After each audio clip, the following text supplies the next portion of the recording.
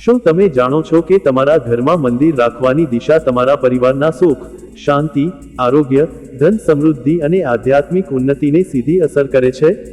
ઘણા લોકો ભક્તિભાવથી ઘરમાં મંદિર બનાવે છે, પણ યોગ્ય દિશાનું ધ્યાન રાખતા નથી.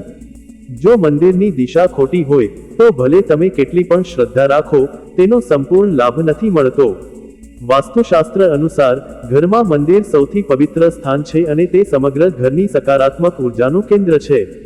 આજે આપણે વિગતવાર જાણીશું કે મંદિર માટે સૌથી શુભ દિશા કઈ છે, કઈ દિશાઓ ટાળવી જોઈએ, મૂર્તિઓની ગોઠવણી કેવી રાખવી, અને ઘરના નાના ફ્લેટમાં પણ વાસ્તુના નિયમો કેવી રીતે અપનાવી શકાય. વાસ્તુશાસ્ત્ર અને જ્યોતિષશાસ્ત્ર બંને અનુસાર, ઘરમાં મંદિર રાખવા માટે ઈશાન દિશા ઉત્તર પૂર્વ સૌથી શ્રેષ્ઠ અને સૌથી શુભ માનવામાં આવે છે. આ દિશાને ઈશાન કોણ પણ કહેવામાં આવે છે. ઈશાન કોણ ભગવાન શિવ સાથે સંકળાયેલું છે અને તેને સૌથી પવિત્ર દિશા માનવામાં આવે છે. આ દિશા જ્ઞાન અને સમૃદ્ધિના દેવ ગુરુ બૃહસ્પતિ દ્વારા શાસિત છે અને સૌથી વધુ સૌર ઉર્જા પ્રાપ્ત કરે છે. વાસ્તુશાસ્ત્રના પ્રાચીન ગ્રંથોમાં પણ ઉલ્લેખ છે કે ઈશાન્યમ દેવતાગેહની એટલે કે મંદિર ઈશાન કોણમાં જ બનાવવું જોઈએ.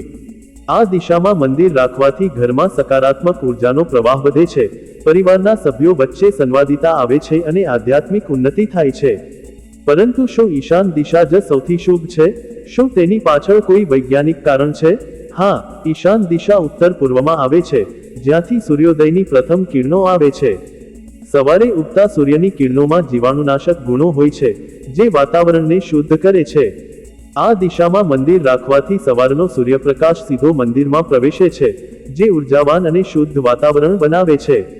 આધ્યાત્મિક દૃષ્ટિએ, ઉત્તર પૂર્વ દિશા દૈવી ઉર્જા અને સૃષ્ટિની પ્રાથમિક ઉર્જાઓનું સંગમ સ્થાન છે. આ દિશા પાણીના તત્વ સાથે સંકળાયેલી છે, જે શાંતિ અને સંવાદિતાનું પ્રતીક છે. વૈદિક યુગના ઋષિઓએ આ જ્ઞાનને સમજીને પવિત્ર તીર્થ સ્થળો અને આશ્રમો આ દિશામાં સ્થાપિત કર્યા હતા. ઈશાન કોણમાં દિવ્ય ઉર્જા સૌથી વધુ હોય છે, તેથી તે પૂજા અને ધ્યાન માટે સૌથી ફળદાયી છે. જો ઘરની યોજના અથવા જગ્યાની મર્યાદાને કારણે ઈશાન દિશામાં મંદિર રાખવું શક્ય ન હોય, તો વાસ્તુશાસ્ત્ર કેટલીક અન્ય દિશાઓની પણ ભલામણ કરે છે. પૂર્વ દિશા સૂર્યોદયની દિશા છે અને તે પણ અત્યંત શુભ માનવામાં આવે છે. પૂર્વ દિશા નવી શરૂઆત, હકારાત્મકતા અને સમૃદ્ધિનું પ્રતીક છે. પૂર્વ દિશામાં મંદિર રાખવાથી સૂર્યપ્રકાશનો લાભ મળે છે અને ઘરમાં સકારાત્મક ઉર્જા આવે છે. ઉત્તર દિશા ધનના દેવ કુબેરની દિશા છે, તેથી આ દિશામાં મંદિર રાખવાથી ધન સમૃદ્ધિમાં વધારો થાય છે. જો ઈશાન દિશા ઉપલબ્ધ ન હોય તો ઉત્તર દિશા પણ સારો વિકલ્પ છે.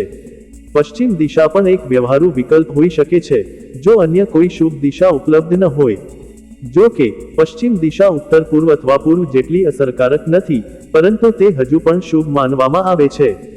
ઘરની અંદર સ્થાનિક રીતે જોવા મળે તેવા કેન્દ્રીય ભાગ, બ્રહ્મસ્થાન માં પણ મંદિર રાખી શકાય છે, પરંતુ તે શુદ્ધ, હવાદાર અને તમામ દિવાલોથી સમાન અંતરે હોવું જોઈએ. વાસ્તુશાસ્ત્ર કેટલીક દિશાઓમાં મંદિર રાખવા માટે સખત પ્રતિબંધ મૂકે છે કારણ કે તે નકારાત્મક ઉર્જા લાવે છે. દક્ષિણ દિશા યમરાજ મૃત્યુના દેવની દિશા માનવામાં આવે છે અને તેને મંદિર માટે અશુભ ગણવામાં આવે છે. દક્ષિણ દિશામાં નકારાત્મક ઉર્જાનો પ્રભાવ વધારે હોય છે, જેની સીધી અસર પરિવાર પર પડે છે. દક્ષિણ પશ્ચિમ દિશામાં પણ મંદિર ન રાખવું જોઈએ. આ દિશાઓમાં મંદિર રાખવાથી ઘરમાં નકારાત્મક ઉર્જા પ્રવેશે છે, આર્થિક સમસ્યાઓ થાય છે અને પરિવારમાં તણાવ વધે છે. ઉપરાંત, શયનખંડ, રસોડું અથવા શૌચાલયની નજીક મંદિર ન હોવું જોઈએ. આનાથી નકારાત્મક ઉર્જા ફેલાય છે અને પ્રાર્થના દરમિયાન એકાગ્રતા શક્ય નથી. સીડીની નીચે મંદિર ન મૂકવું જોઈએ. શૌચાલયની ઉપર, નીચે અથવા સામે પણ મંદિર ન મૂકવું જોઈએ. સીધા મુખ્ય દરવાજાની સામે પણ મંદિર ન મૂકવું જોઈએ, કારણ કે તે ઉર્જાને વિખેરી નાખે છે. મંદિરનું સ્થાન નક્કી કર્યા પછી, મૂર્તિઓ અને દેવી દેવતાઓના ચિત્રો કઈ દિશામાં મૂકવા તે પણ એટલું જ મહત્વપૂર્ણ છે. વાસ્તુશાસ્ત્ર અનુસાર, દેવતાઓની મૂર્તિઓ પૂર્વ અથવા પશ્ચિમ દિશા તરફ મુખ કરતી હોવી જોઈએ. જ્યારે તમે પૂજા કરો, ત્યારે તમારું મુખ પૂર્વ અથવા ઉત્તર દિશા તરફ હોવું જોઈએ. દક્ષિણ તરફ મુખ કરીને પૂજા કરવી અશુભ માનવામાં આવે છે. જો શક્ય હોય તો, પૂજા કરતી વખતે ભગવાનનું મુખ પૂર્વ દિશામાં રાખો, કારણ કે સૂર્યદેવ પણ આ દિશામાં છે. ભગવાન કાર્તિકેય અને માં દુર્ગાની મૂર્તિ પૂર્વ દિશામાં મુખ રાખીને મૂકી શકો છો. ભગવાન ગણેશ અને કુબેરની મૂર્તિનું મુખ દક્ષિણ દિશામાં રાખવાથી શુભ ફળ મળે છે. ભગવાન ગણેશને માં લક્ષ્મીની ડાબી બાજુ અને દેવી સરસ્વતીને જમણી બાજુ મૂકો.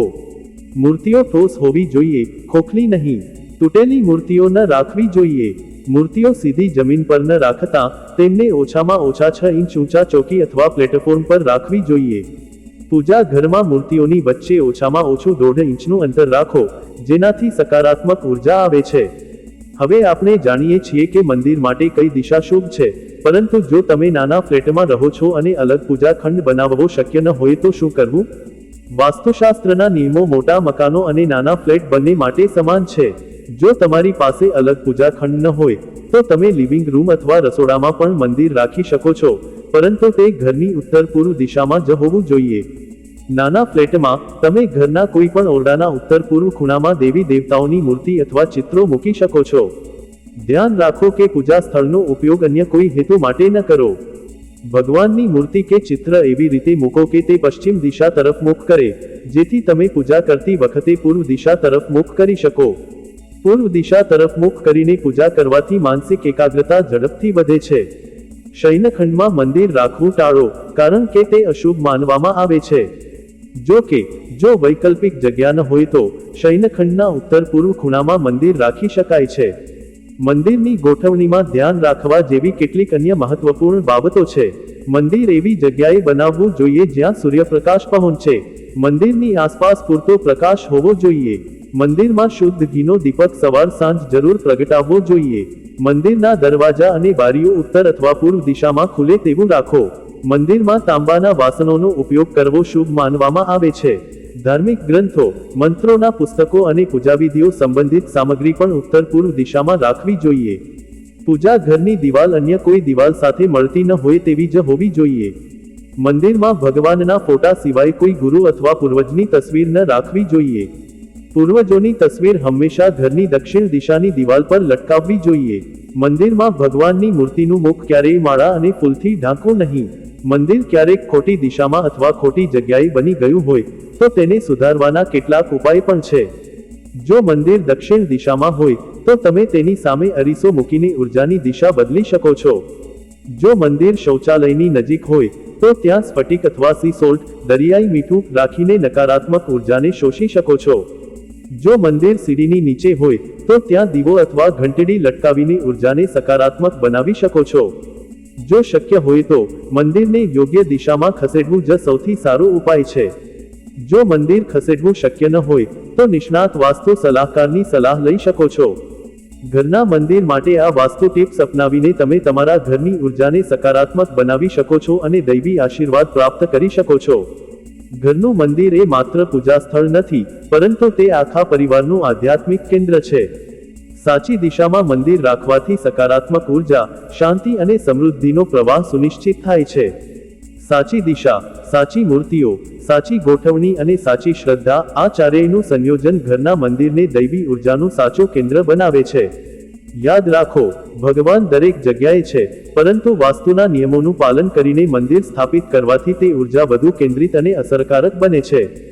જો તમને આ વિડીયો ગમ્યો હોય તો તેને લાઈક કરો, શેર કરો અને અમારી ચેનલને સબસ્ક્રાઇબ કરો. આવા જ વધુ વાસ્તુ ટિપ્સ, જ્યોતિષ ઉપાયો અને આધ્યાત્મિક માર્ગદર્શન માટે અમારી સાથે જોડાયેલા રહો. તમને કોઈ પ્રશ્ન હોય તો કમેન્ટમાં પૂછવા માટે સ્વાગત છે. આપ સૌને ધન્યવાદ. નમસ્કાર.